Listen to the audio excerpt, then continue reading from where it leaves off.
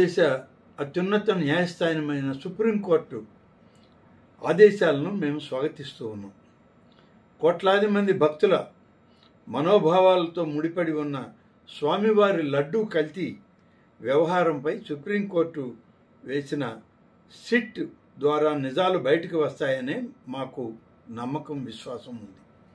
మేము అన్ని ఆధారాలు సిట్కి అందిస్తాం. అలాగే ఈరోజు సుప్రీంకోర్టులో సిబిఐ నుంచి 2, అలాగే రాష్ట్ర ప్రభుత్వం నుంచి 2, FSSIA నుంచి 2 ఇలా సభ్యుల్ని వేయమని చెప్పి సుప్రీంకోర్టు ఇవాళ ఆదేశాలు ఇచ్చింది. ఇప్పటికే 9 మంది నిష్ణాతులైనటువంటి రాష్ట్ర అధికారులు, నిపుణులు ఈ సిట్లో ఉన్నారు. వారితోటి సుప్రీం ఆదేశాల మేరకు మరిన్ని మంది నిపుణులైనటువంటి అధికారులు ఇందులోకి రావడం అనేటువంటిది చాలా విస్తృత ప్రయోజనాలకి ఇది దారితీస్తుంది. ఈరోజు ఈ యొక్క లడ్డు విషయంలో సుప్రీంకోర్టు ఇచ్చినటువంటి ఆదేశాలు తూచా తప్పకుండా పరిగణలోకి తీసుకుంటుంది రాష్ట్ర ప్రభుత్వం.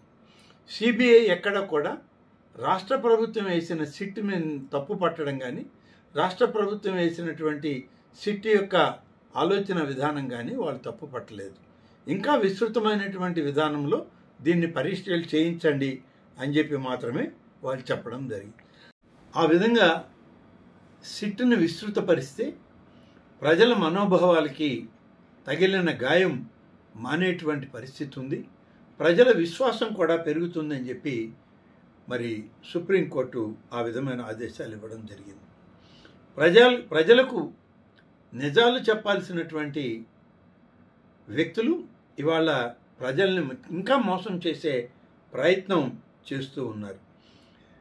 విజిలెన్స్ ఎంక్వైరీ నిలుపుదల చేయండి, మా మీద విజిలెన్స్ ఎంక్వైరీ జరగకూడదని కోర్టుకు పోయిందే నాటి టీటీడీ చైర్మన్గా పనిచేసిన వైవి సుబ్బారెడ్డి.